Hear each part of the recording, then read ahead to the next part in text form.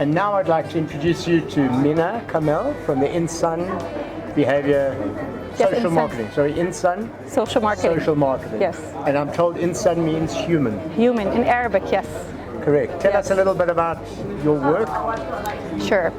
First of all, I have to say that I'm very pleased to be here today for the first African Social Marketing Conference. It's great, isn't I it? was very excited when I knew that it's going to take place in South Africa.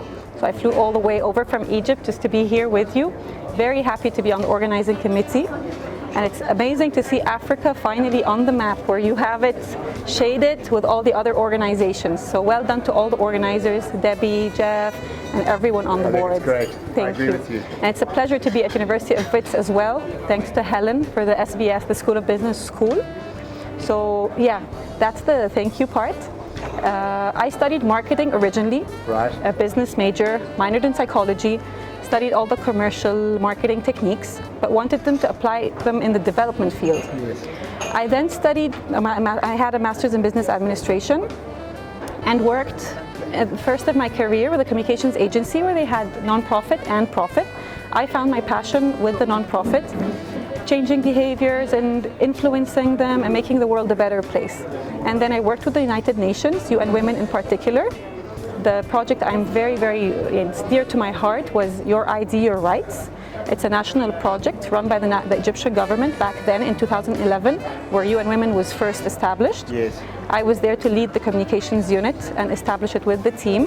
And we ran a campaign for encouraging women to issue their national IDs to become full citizens in order for them to take all their economic, social, and political rights. And then I was blessed with a family with my kids, so I stepped off a bit and tried consultancy with the UN and built in myself and joined the PLP program, a program that is done by my government, the Egyptian government. We believe, the Egyptian government believes in how youth should be leading the future. So they would choose 500 people out of 100,000 to train them. I was one of them, alhamdulillah. And I've worked for a short period of time with the media office and the presidential office, but then again stepped down for family reasons. My kids are still young, wanting to be there for them, but still do my own thing. So in 2019, I started Insan, which means, like you said, a human being in Arabic, because everything revolves around the human being. And this ripple effect that I'm really convinced with is that when you throw a pebble, there's a ripple effect. And when you keep throwing one after the other, you can make a change. So if we as a community unite, because social marketing is not about individual change, but about cumulative change, we can make a difference. So this is where I got the name. And the logo, I'd like to show it to you because it has a lot of thought in it. Let me find a bigger one. No, that's not the biggest one. It's this. Do you have a bigger one? Is it not yet? No, or maybe here. This is from a workshop that I had, okay, Insan Social Marketing. It's derived from leaves because leaves change over time. Correct. And they transform. And if you look closely, it's a butterfly actually pattern, because a butterfly, it moves to a positive transformation, because change can be bad and can be good. Can be good. So this is like signifies change, but in a positive manner. So this is where Insan came from, and I started in my kids' school. I went to make workshops there to encourage children and influence them on becoming responsible citizens. Coming from a UN and an Egyptian government background, I wanted them to, when they grow up, they become responsible citizens, as in saving resources, like saving water, saving electricity. And also I wanted to, even though it was not part of the school's program, but I kind of pushed for reducing screen time, because at the time I saw that as an upcoming problem. And with my kids, it's a huge problem. Yeah. It's a huge problem now, exactly. And then recently, just at the beginning of this year, I had a pilot workshop with grade 5 students where they study the IB system, and they already have like a graduation project from elementary where they work on global problems, just like we do as professionals, littering, climate change, and all that.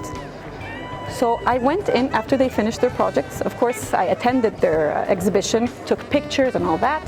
And then I went inside to teach them social marketing, which is something that Jeff French was saying this morning, that he sees that social marketing should not be just for social marketing professionals, actually nurses, architects, and even schools. So when we were done, I was like, I started that with children, and the feedback is amazing. So I created a simple framework for them, derived of course from the already existing frameworks, but something that they can understand and that they can get. And then through this framework, I ventured into the reducing screen time part, because of course my daughter told me that. She's like, Mommy, if you come and talk to us about screen time, nobody's going to listen. Yes, of course. We all want to be on social media, we all want to be watching, we all want to be playing video games. So that was like an insight from research again, but again, this is a pilot. I would love for it to be upscaled. So I went in teaching them or educating them about the social marketing framework and how you can do this and change them as children. You can change your class, you can change your school, your neighborhood, your community, because you can make a difference. And I always call them your social change agents or social change champions. Woohoo! And we celebrate. And after this, I told them, okay, let's take an example that we need to work on. What about screen time? So we co-created it together using using human-centered design and taking their feedback, influencing their behavior through my workshop, which was based on research on my daughter and her friends. And throughout, we reached solutions at the end that they're the ones who said. And I even wrote them on the board and have this picture from the teacher who took them. And when they were done, I was like, okay, each one of you is going to go home today with a card that has the solutions that you said. Correct. And we went slide over slide, just taking one as an example. Like, for example, set screen limits for yourself and stick to them. They said so. Keep phones and other gadgets outside your bedroom. Don't use the phone in the first hour of the day or in the last hour of the day. Brilliant. So they said all that. So I had their buy-in. Even one student actually told me, I'm not going to take that card home. I'm like, why? He's like, I don't want my mom to see it. So this, I would love for it to be a holistic approach where I then can do the same thing with parents absolutely. and school administration, so it can be a full social marketing intervention. Yes. Yes, so that's what I'm currently passionate about.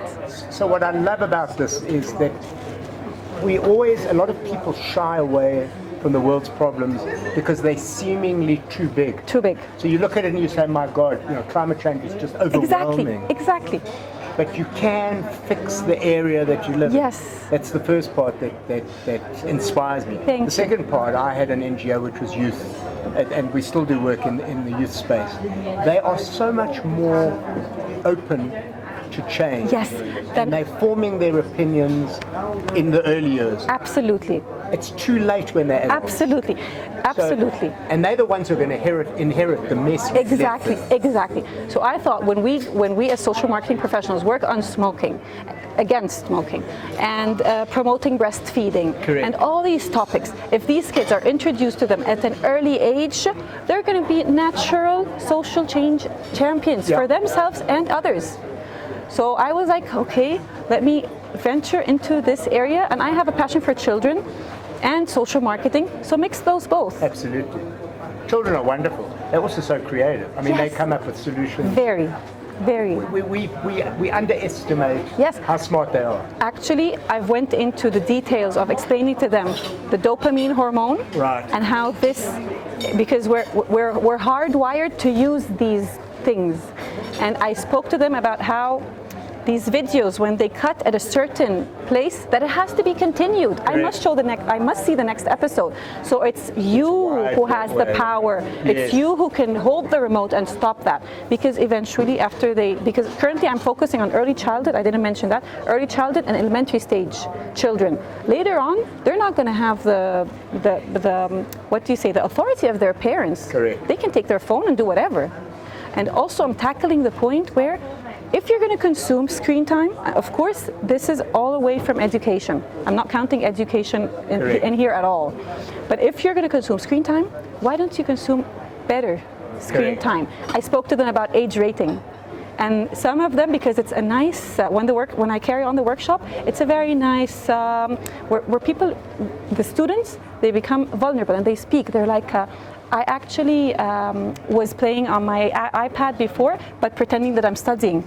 I'm like, thank you for sharing that. That's so nice. And we go on and on to discuss it and bring up other issues that they wouldn't tell their parents, but because we created this space for them, yeah. they would share it. And I hope they would then, you know, also when we say like measuring intention versus measuring the actual change in behavior, yes. This is a challenge, of course, I'm having. Absolutely, it's a challenge. For all of us, yes. So I tried to measure before the workshop, yeah. asking them anonymously, just passing a small piece of paper. How many hours a day do you consume screen time away from your homework? And weekdays and weekends. And what are your favorite shows or your favorite video games? And they wrote it down. I told them put this on the side. And we carried on the social marketing framework. I taught them this. And then at the very end when we were done, I gave them a feedback survey. Asked them, what did you like about the workshop? What did you not like about it? And would you be willing to limit your screen time? Yes. And if yes, by how much? And I compared. Most of them, actually, the statistics are not with me here now, and of course it's one class. Most of them said yes, and most of them really wanted to cut down. But would they really cut it down? I've heard good feedback from the parents, because yes. of course they're my class parents. But we need to measure that as well and figure out how can we do that. That's a great program. Thank you. We have so much to talk about in so little time. Thank you. But I really appreciate It's been such a pleasure, Colin. Thank you so much. Menna, Thank you. Thank you very much. Thank you Menna. so much. And